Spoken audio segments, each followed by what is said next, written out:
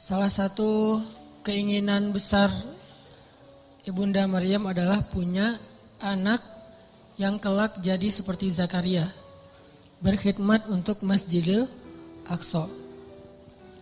Lalu beliau bernazar, kemudian hamil. Yang tadinya nggak hamil-hamil, tapi gara-gara punya nazar gini, Allah beri dia rezeki hamil. Cuman sedikit berbeda dengan harapan beliau, bahwa yang diharapkan lahir anak laki-laki. Soalnya bukan nggak mau anak perempuan, bukan, karena tradisinya nggak boleh anak perempuan berkhidmat di Masjid Aqsa. Jadi masih pakai mindset tradisi Bani Israel. Tapi Allah pengen mematahkan mindset itu, pengen mengganti tradisi itu dengan cara sengaja Allah setting lahirnya anak perempuan. Dan anak perempuannya juga bukan anak perempuan biasa.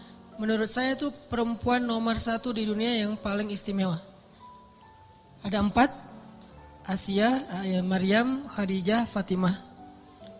Nah, 4-4-nya nih sempurna. Tapi kalau buat saya tuh cerita-cerita Maryam tuh luar biasa. Walaupun kita tidak mengecilkan sama sekali Khadijah dan Fatimah, dan itu luar biasa juga. Cuman kalau Maryam sampai nama surat Al-Quran jadi nama dia gitu kan ya. Kisahnya ada di surat Ali Imran, bapaknya juga jadi nama surat, saking istimewanya. Ini Allah setting kayak gitu, lahir anak perempuan, Maryam dari kecil udah solehah, solehahnya tuh kayak gift, bakat, bukan solehah hasil didikan tapi emang bakat. Kan ada orang yang bakat soleh, ada yang dididik jadi orang soleh. Kalau yang bakat soleh tuh keluarganya gak ada yang soleh, justru keluarganya soleh gara-gara dia lahir. Jadi setelah dia lahir berubahlah keluarganya, ada yang kayak gitu kan, gift dari Allah ya. Mungkin doa-doa dari kakek buyut entah kesekian. Nah pas Maryam cukup umur, usia masih anak-anak juga tapi udah cukup umur, bukan lagi dalam asuhan, maka Maryam dibawa ke Masjidil Aqsa. Awalnya ditentang sama rabi-rabi Yahudi yang ada di sana tuh ditentang karena ini menyelisihi tradisi mereka. Gimana wahai Zakaria kamu masukin anak perempuan? Ini aib buat kita, ini nggak boleh dan seterusnya. Akhirnya Zakaria meyakinkan mereka, membujuk mereka sampai Zakaria bikin SOP. Udah tenang aja, dia nggak akan ganggu kalian. Dia akan kita berikan mihrab sendiri. Dia nanti ada jadwal sendiri. Dia tidak akan ikut dengar taklim. Jadi ada taklim di masjid, cewek nggak boleh ikut. Kalau kita kan menyediakan cewek justru di atas kita ya, masya Allah ya. Saking mulianya cewek itu di atas, kita di bawah. Cuman nggak boleh lihat ke belakang ya. Doain aja yang di belakang, mudah-mudahan tahu akun kita. Jadi cewek-cewek pada di atas. Kalau di zaman dulu Bani Israel justru cewek itu nggak boleh ikut taklim loh. Kalau ada yang bilang Islam itu anti perempuan, kesetaraan gender, emansipasi segala macam, enggak. Justru Maryam itu nggak boleh ikut taklim para laki-laki. Mereka buat taklim tafsir Taurat, hadis-hadis Nabi Musa, kan dulu tuh ada tafsir, ada hadis juga ya. Tafsirnya kitab Taurat, hadisnya Nabi Musa, bahas sirah, bahas fikih. Itu semuanya buat cowok-cowok. Ceweknya gak boleh. Kalau Maryam dibolehin tinggal di sebuah mihrab, dengan syarat dia gak boleh ikut dengerin taklim. Dia murni cuma ngangkat-ngangkat air, naruh untuk orang berwudu, terus ngebersihin masjid pas orang udah pada bubar, gitu doang. Tapi subhanallah, banyak adegan ketika murid-murid yang cowok ini ujian, mereka gak bisa jawab, Maryam bisa jawab. Karena Allah sendiri yang mendidik Maryam, bukan seorang ulama. Allah sendiri yang nge-treat Maryam. Jadi ilmu Maryam itu terkenal di antara mereka, sehingga diam-diam cowok-cowoknya malah banyak belajar kepada Maryam. Ini cara Allah mengganti tradisinya.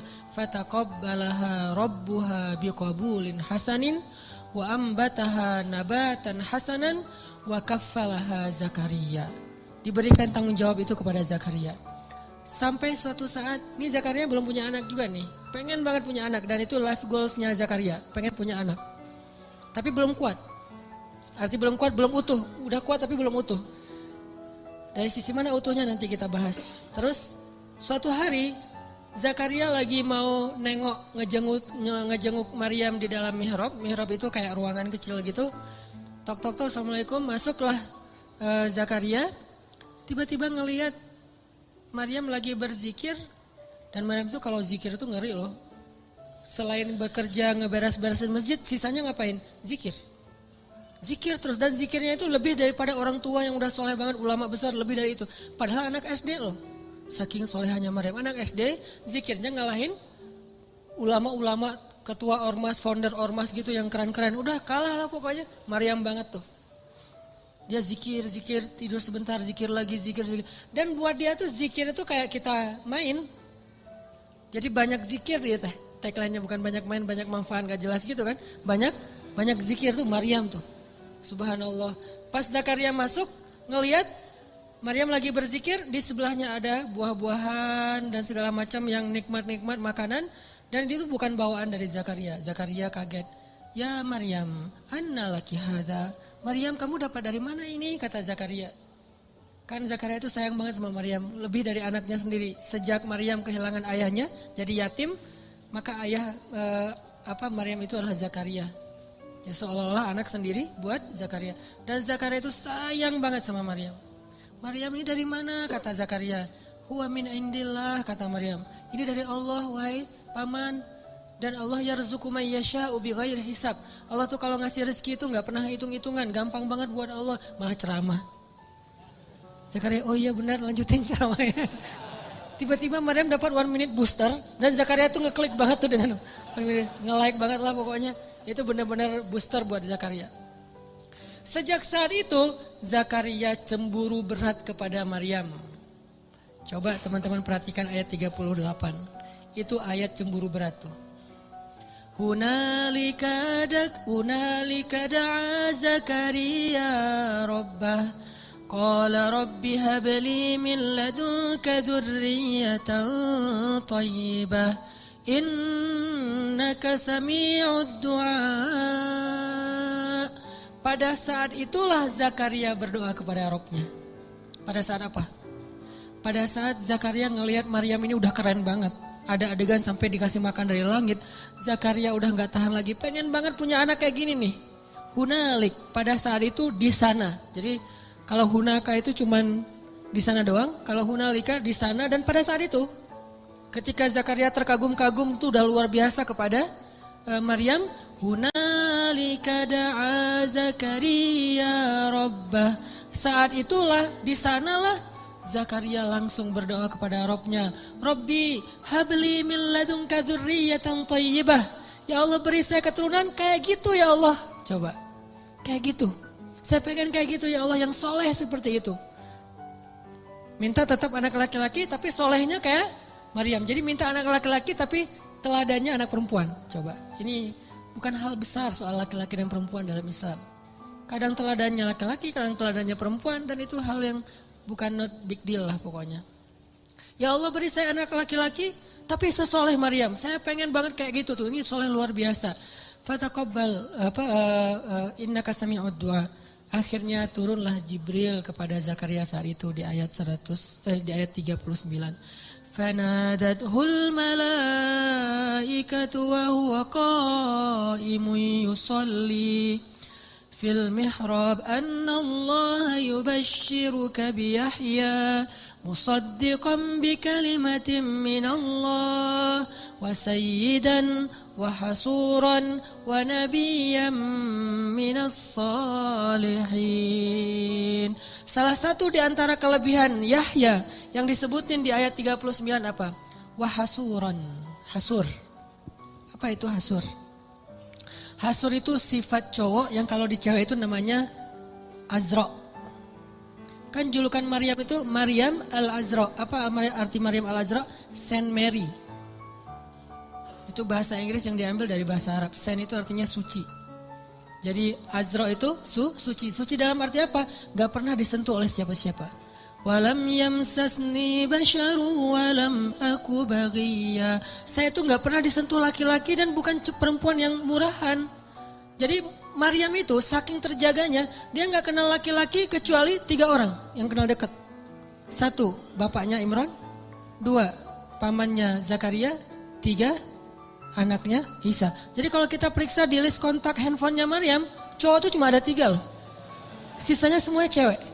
Kalau kita kan 50-50. Bahaya banget. Atau lebih parah lagi, cewek tapi namanya cowok. Ini modus. Kalau Maryam, list kontaknya tuh cuma 3 doang yang cowok. Yang sisanya cewek semua, saking terpeliharanya Maryam. Nah kalau perempuan namanya Azra, kalau laki-laki namanya Hasur. Arti Hasur itu laki-laki yang sangat terpelihara, terjaga banget. Gak pernah bisa digodain. Kalau Yusuf hampir kegoda, kalau Yahya gak bakalan sama sekali. Benar-benar terjaga. Sampai ada cewek yang jatuh cinta sama Yahya gitu kan. Setiap hari nge-like postingan Yahya, first like, komen kayak gitu. Yahya biasa-biasa aja gak di fallback sama Yahya. Lama-lama dia putus asa, vulgar gitu, nge-DM, fallback dong Yahya, gak di fallback. Akhirnya dia teriak-teriak, ya, minta tanda tangan, apa segala macam. Minta apa, kupluknya Yahya, minta topinya Yahya. Wah Yahya mah gak diwaro sama Yahya, biasa-biasa aja. Lama-lama nih cewek patah hati. Karena dia patah hati, akhirnya dia nekat. Nekatnya apa? Dia minta hadiah ulang tahun ke bapaknya, kepala Yahya. Ini bahayanya cewek di zaman dulu ya. Untung kita gak hidup zaman itu. Kepedean. Siapa juga yang mau gitu. Itu ulang tahunnya si cewek, hadiahnya kepala Yahya. Dan diaminkan, dikabulin sama bapaknya. Bapaknya penguasa gitu. Yahya lagi sujud. Digorok kepala Nabi Yahya sama Bani Israel, diambil dan dihadiahkan ke raja. Nabi Yahya itu termasuk syuhada, salah satu nabi yang syahid. Sama kayak bapaknya juga syahid. Intinya mah Allah kasih persis kepada Zakaria, anak kayak Maryam, cuman beda dia laki-laki, yang itu perempuan. Tapi sama, yang satu Azra, yang satu lagi Hasur. Wahasuran itu asal usul dari istilah Hasur, kalau kita baca tafsir. Ini artinya teman-teman apa? Life goalsnya istri Imran Allah wujudkan dengan cara keajaiban. Dari Maryam lahirlah Isa. Jadi akhirnya istri Imran bukan cuma punya anak satu, jadi punya 2 keturunan yang istimewa. Satu anaknya, kedua cucunya, dan dua-duanya keren banget. Isa. Dan Isa ini satu-satunya nabi yang ketika lahir tidak disentuh oleh, satu-satunya bayi yang ketika lahir tidak disentuh oleh jin. Yang lain disentuh, toel dikit Tapi kalau Isa gak berani toel. Dan 1 dari 3 bayi yang bisa ngomong waktu kecil. Dan ngomongnya itu bukan mama, bukan ceramah. Bayi umur masih dalam gendongan ibunya nih, masih berapa bulan gitu. Gak sampai berapa bulan lah, baru lahir banget. Itu bisa ceramah. Yang tadi saya baca pas rakaat kedua. Qala, berkatalah bayi Isa. Inni abdullah ataniyal kitab wa ja'alani nabiyya wa ja'alani mubarakan aynama kuntu wa awsani bis salati waz zakah ma dumtu hayya wa barran biwalidati wa lam yaj'alni jabbaran syaqiyya wassalamu alayya yawma wulidtu wa yawma amut wa yawma ub'atsu hayya. Panjang gitu bayinya bisa ngomong. Masya Allah, luar biasa. Keturunan Imran. Himmah, life goalsnya siapa? Neneknya. Sampai bisa ngomong sepanjang itu, orang-orang Bani Israel pada kaget. Karena waktu itu Bani Israel kan mencegat Maryam di depan gerbang kota, gak boleh masuk karena dianggap aib. Seorang perempuan punya anak tapi gak punya suami, di luar nikah gitu. Padahal bukan di luar nikah, tanpa nikah kan. Gak punya suami emang. Dan gak punya pasangan. Gak disentuh sama sekali oleh laki-laki, saking terpeliharanya Maryam. Mereka cegat, ya Maryam, laqad ji'ti syai'an fariya. Maryam, kamu bawa masalah, kamu bawa aib, kamu bawa kayak kesialan kepada kota kami. Gak boleh masuk. Ya ukhta Harun, wahai Maryam, wahai saudara Harun. Maka na abuki imra'asau. Kenapa kamu hina sekali sementara ayahmu orang mulia? Wa ma kanat ummuki baghiyah. Kenapa kamu perempuan gak terjaga sementara ibumu sangat terjaga? Dicela Maryam habis-habisan. Kata Allah pada Maryam, kalau kamu dicela, diam aja. Gak usah komen, gak usah balas, gak usah curhat-curhat di medsos. Diam aja. Ini nasihat Allah kepada Maryam nih. Jangan curhat di medsos. Fa imma tarayinna minal bashari ahadan faquli inni nadartu lirrahmani sawma falan ukallimal yawma insiya. Maryam, nanti kalau kamu di haters, jadi kan banyak haters di Bani Israel kan suka haters orang soleh gitu kan. Mereka nge-follow tuh bukan pengen dapat inspirasi, cuma haters doang. Ngintip dia lagi posting apa, diserang. Posting apa, diserang gitu.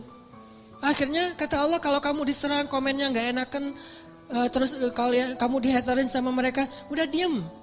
Gak usah dibalas, gak usah diapa-apain, gak usah di-blok, gak usah dihapus tuh komen. Pengalaman. Terus diapain? Diam aja. Terus kalau diam gimana? Tenang, biar aku yang belain kamu. Jadi ketika seorang meminta bela dari makhluk, Allah gak akan ngebelain dia.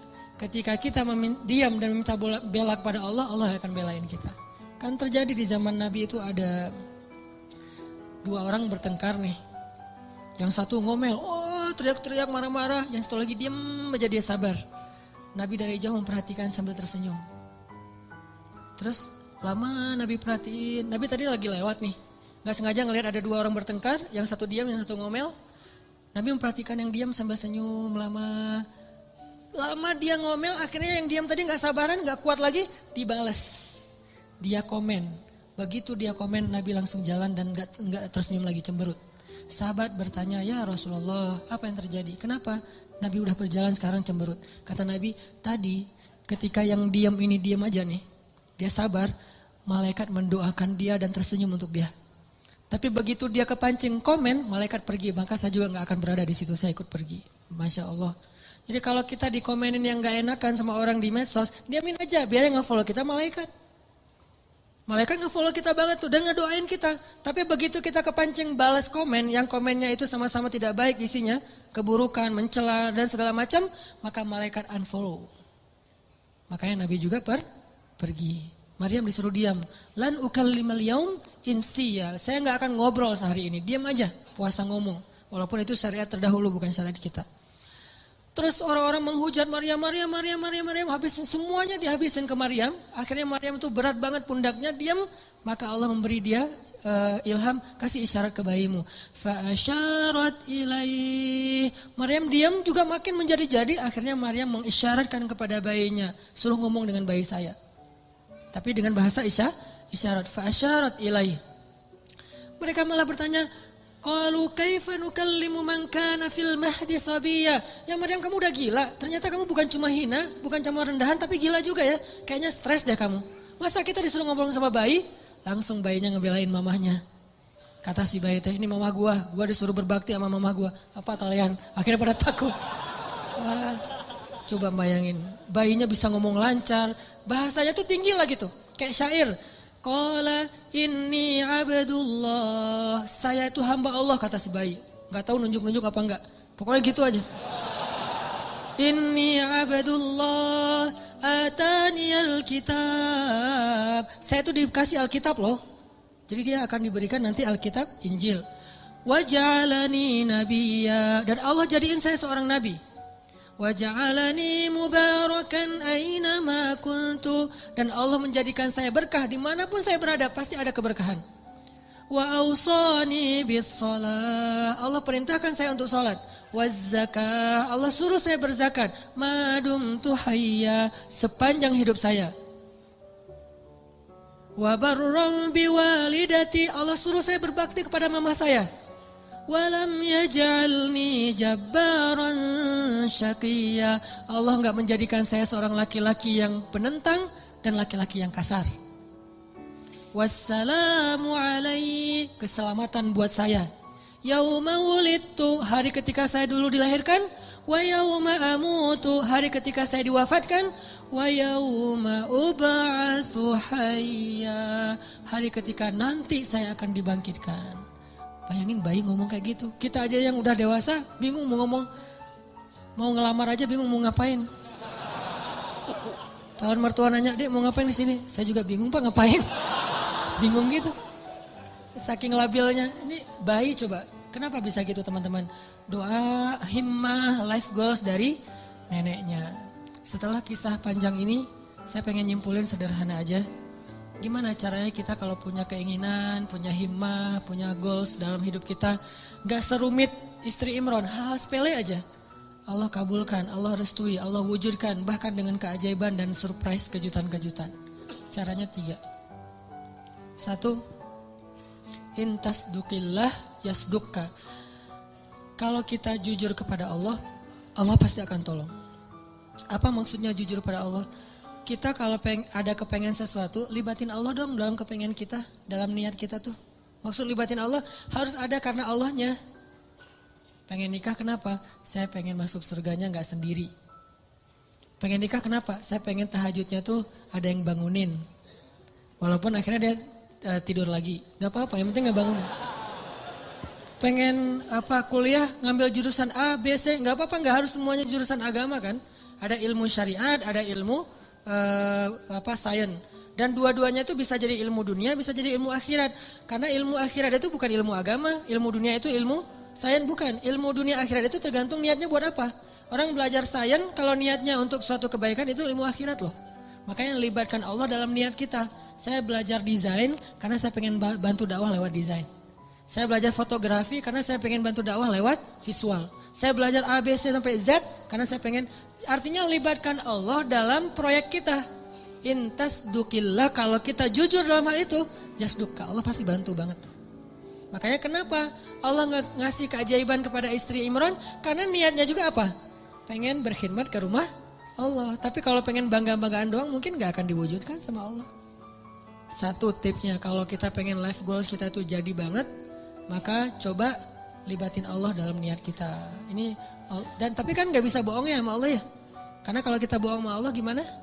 Yukhadi'una Allah walladzina amanu wa ma yakhda'una illa anfusahum wa ma yash'urun. Allah tahu banget lah. Kita mau bohong, mau jujur tahu banget. Wa asirru qawlakum aw jaharu bih innahu alimun bidzatis sudur. Jadi sama Allah tuh gak ada gunanya kita bohong. Sama manusia dosa tapi kadang untung. Secara dunia ya, dosa berbohong tapi kadang-kadang untungin dunia kita. Tapi sama Allah gak bisa karena dia gak akan ketipu sama kita. Alimun bidzatis sudur, sangat tahu segala yang tersembunyi dalam hati kita. Jadi kalau kita jujur kepada Allah dalam satu goals, dalam satu kepengennya kita, harapan kita, himmah kita, karena kita pengen ada urusannya dengan Allah, pengen dapat ridha Allah, pengen apa dengan Allah, maka Allah pasti akan bantu.